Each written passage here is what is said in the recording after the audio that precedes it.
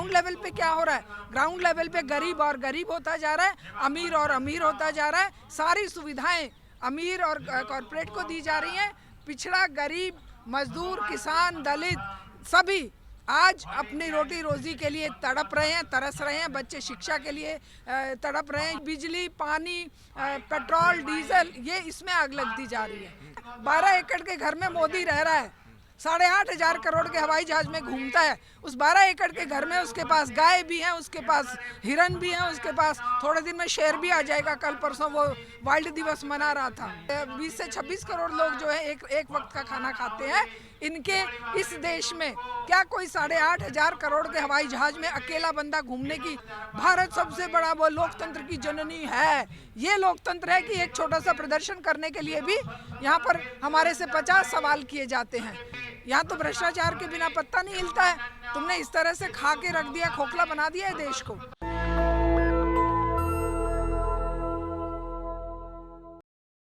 नमस्कार, आप देख रहे हैं नेशनल दस्तक और मैं हूं रंजय कुमार। ठीक आप मेरे पीछे आप एक प्रोटेस्ट देख रहे हैं कि जो ये पार्लियामेंट मार्च है बिजली के निजीकरण और स्मार्ट मीटर लगाने के खिलाफ विद्युत संशोधन विधेयक 2022 का यहाँ पे विरोध हो रहा है कि किस प्रकार से सभी राज्यों में धीरे धीरे बिजली का निजीकरण किया जा रहा है और स्मार्ट मीटर लगाकर जो है कंज्यूमर जो इससे काफ़ी परेशान हो। तो इस कारण कंज्यूमर्स एसोसिएशन ने ये विरोध मार्च यहाँ निकाला है। हमारे साथ बातचीत करने के लिए मौजूद है शारदा दीक्षित मैम।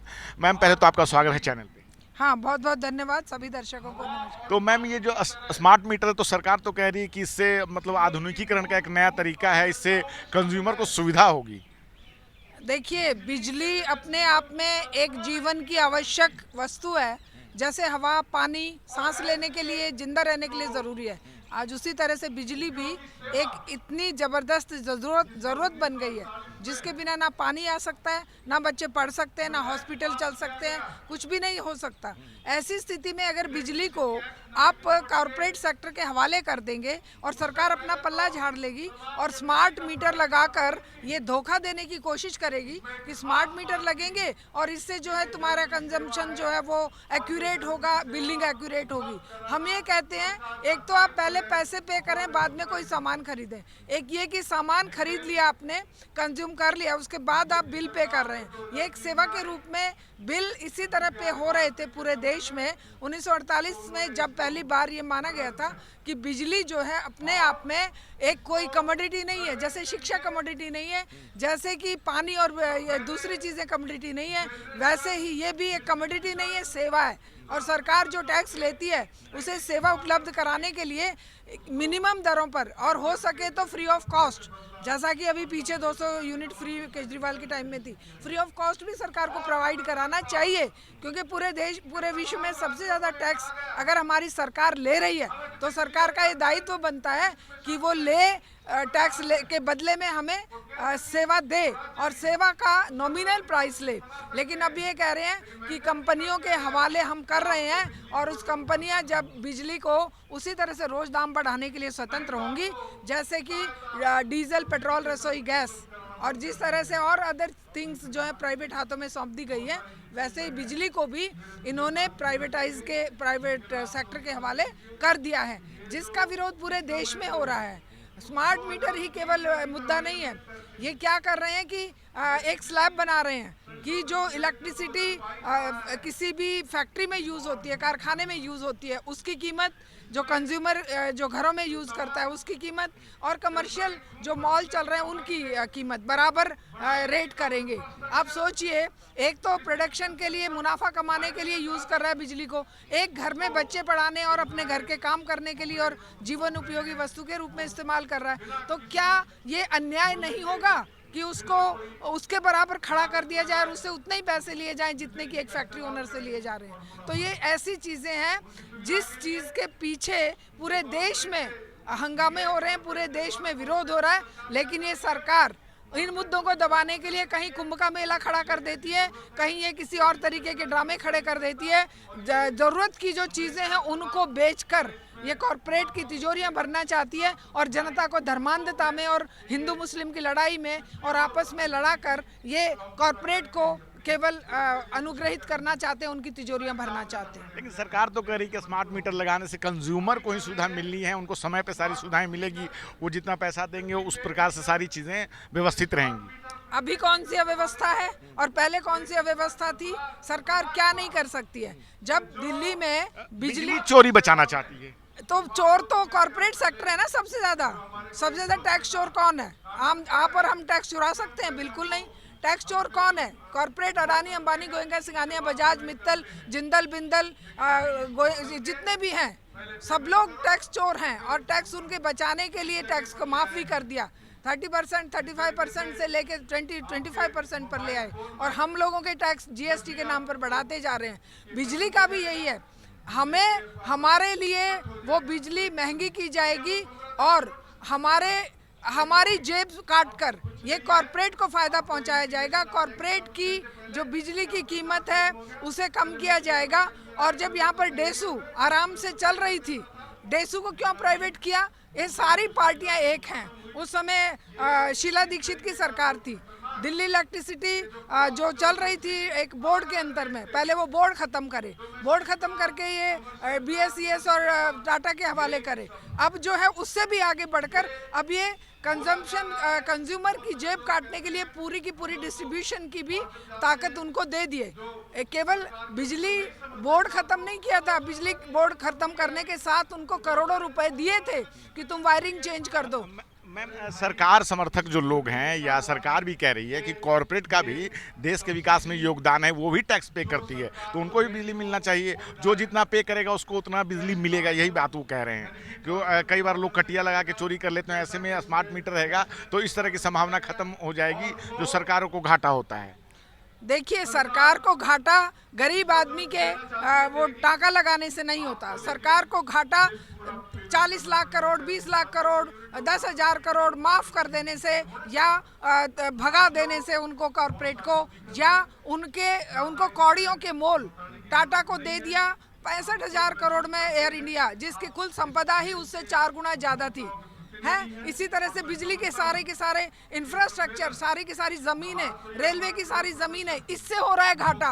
वो 200-400 का किसी ने बिजली चला ली, उससे नहीं हो रहा, बल्कि उसको तो फ्री मिलनी चाहिए। उसे क्यों ज़रूरत पड़े कि वो टाका डाले? उसे क्यों ज़रूरत पड़े? उसको तो खुली छूट होनी चाहिए, जैसे हवा फ्री मिल रही है वैसे बिजली फ्री मिलनी चाहिए आम आदमी को। वो कौन सा प्रोडक्शन में यूज़ कर रहा है उसे?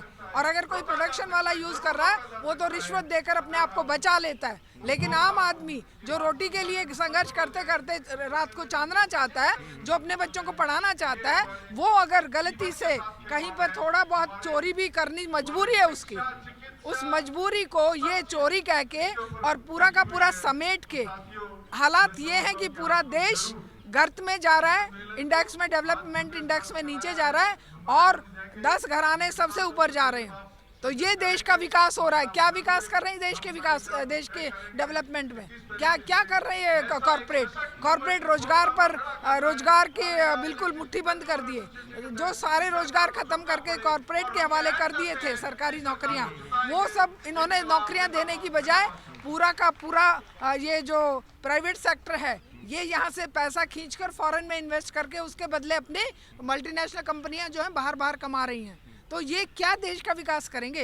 ये किसको रोजगार देंगे? ये केवल अपनी तिजोरियां भरेंगे, इस देश को कंगाल करेंगे। और बिजली उपभोक्ता मंच आज यहाँ जंतर मंतर पर इसी बात के लिए इकट्ठा हुआ है कि हम ये सब चीज़ें बेच दी तुमने, हमारी सांस भी बेचने की तुम तैयारी कर रहे हो कि हम कितनी सांस लेंगे, कितनी बिजली जलाएंगे, उसके लिए भी तुम एक सेकंड का हिसाब लोगे। ये जो सरकार तो 5 ट्रिलियन व्यवस्था बनाने की बात करती है, अर्थव्यवस्था बनाने की बात कर रही है, और आप कह रहे हैं कि सरकार घाटे में जा रही है। देखिए, 5 ट्रिलियन इकोनॉमी की बात जो ये कर रहे हैं, इनसे पूछिए कि अभी पिछले 1 महीने में स्टॉक मार्केट का क्या हाल हुआ है, किस तरह से 94 लाख करोड़ रुपया लोगों का डूब गया। ये ट्रिलियन एक ट्रिलियन इकोनॉमी हमारा देश नीचे चला गया, 2 ट्रिलियन इकोनॉमी चाइना आगे बढ़ गया। ये नारा लगाते कि देश 5 ट्रिलियन इकोनॉमी बनेगा, 5 ट्रिलियन, शर्म नहीं आती है खड़े होके कहने में? है विदेशी मंचों पे भी जाके कहते हैं, यहाँ पर भी कहते हैं है, लेकिन उसके बदले में हो क्या रहा है, हकीकत क्या हो रही है, ग्राउंड लेवल पे क्या हो रहा है। ग्राउंड लेवल पे गरीब और गरीब होता जा रहा है, अमीर और अमीर होता जा रहा है। सारी सुविधाएं अमीर और कॉरपोरेट को दी जा रही हैं।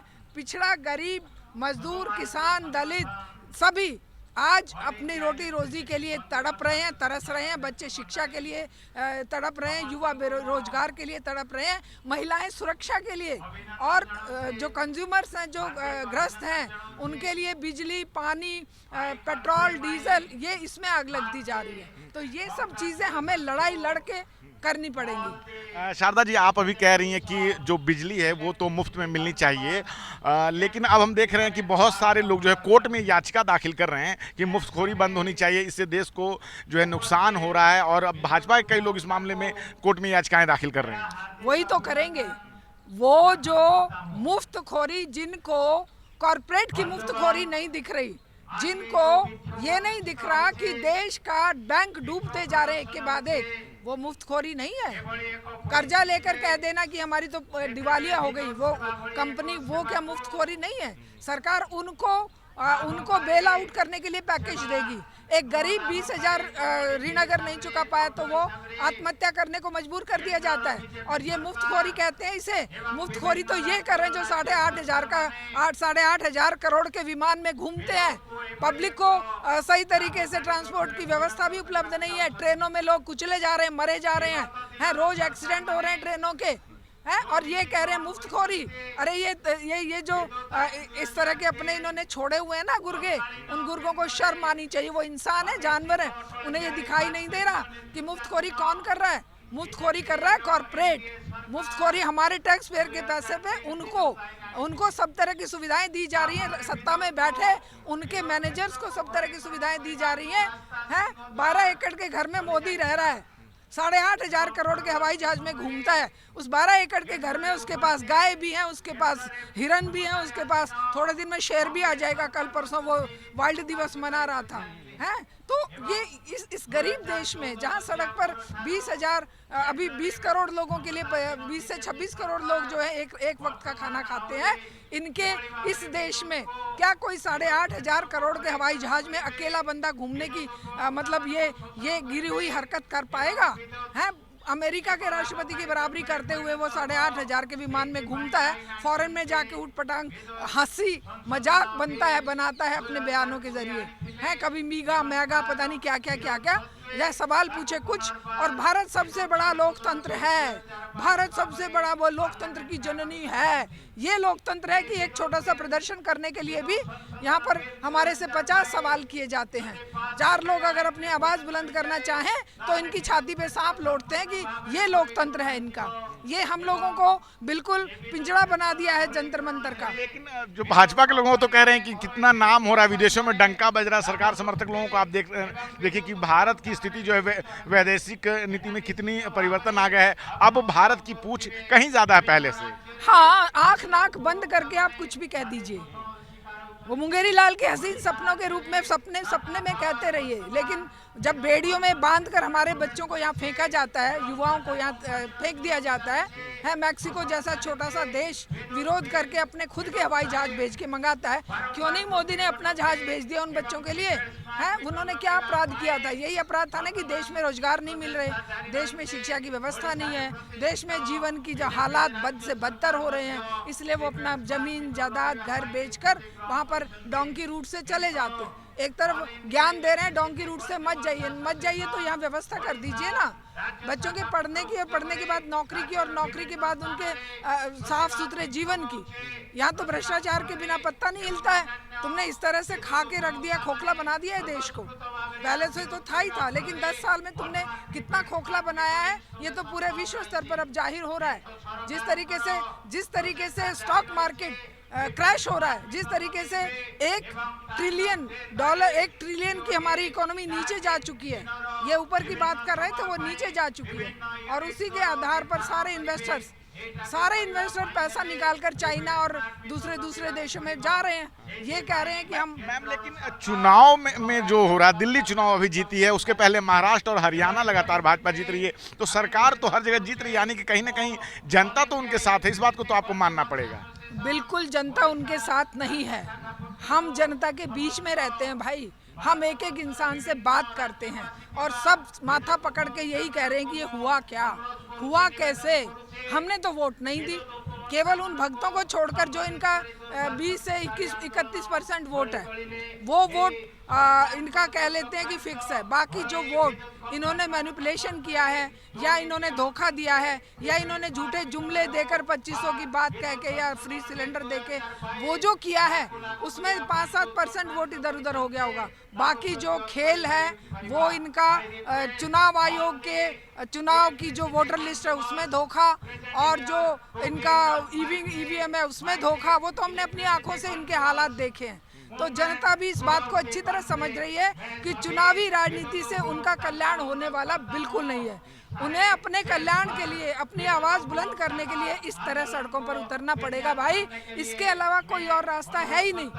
भगत सिंह ने क्या कहा था कि जब तक जनता खुद जागरूक होकर अपनी आवाज़ बुलंद करने के लिए सड़कों पर नहीं आएगी, तब तक ये जो आज़ादी अंग्रेज़ों से हमने पाई है, ये आज़ादी बेमानी है, क्योंकि इसमें असमानता, जाति, धर्म, अमीरी, गरीबी, औरत मर्द के जो भेद हैं वो इस समाज को खोखला करते रहेंगे और कोई भी सुखी जीवन नहीं जी पाएगा। मैम, आपने हमसे बात की, बहुत बहुत शुक्रिया। बहुत बहुत धन्यवाद। तो हमारे साथ बातचीत कर रही थी शारदा मैम, और जिस प्रकार से इन्होंने बताया कि किस प्रकार से इस सरकार में लगातार निजीकरण के द्वारा जो है कॉर्पोरेट सेक्टर को फ़ायदा दिया जा रहा है, लेकिन आम आदमी पे लगातार बोझ बढ़ता जा रहा है। और शेयर मार्केट की चर्चा की कि पिछले 5 महीने में कैसे शेयर मार्केट जो है 1 लाख करोड़ से ज़्यादा पैसे निकल चुके हैं। निवेशक लगातार भारत के बाजार से पैसा निकाल के चाइना और अमेरिका की ओर जा रहे हैं। भारत लेकिन लगातार इस बात को कह रहा है कि 5 ट्रिलियन की अर्थव्यवस्था बनेगी, लेकिन ये होगा कैसे, इस बात में सरकार कोई जवाब नहीं दे पाती। मैं रंजय कुमार, कैमरामैन आशीष के साथ, नेशनल दस्तक। नेशनल दस्तक की आपसे गुजारिश है कि अगर इसको बचाना चाहते हैं तो नेशनल दस्तक को सब्सक्राइब करने के लिए रेड कलर के सब्सक्राइब बटन को दबाएं, फिर बेल आइकन की घंटी दबाएं। नेशनल दस्तक को बचाने के लिए बहुत जरूरी है कि हर खबर को शेयर करें, लाइक करें, कमेंट जरूर करें।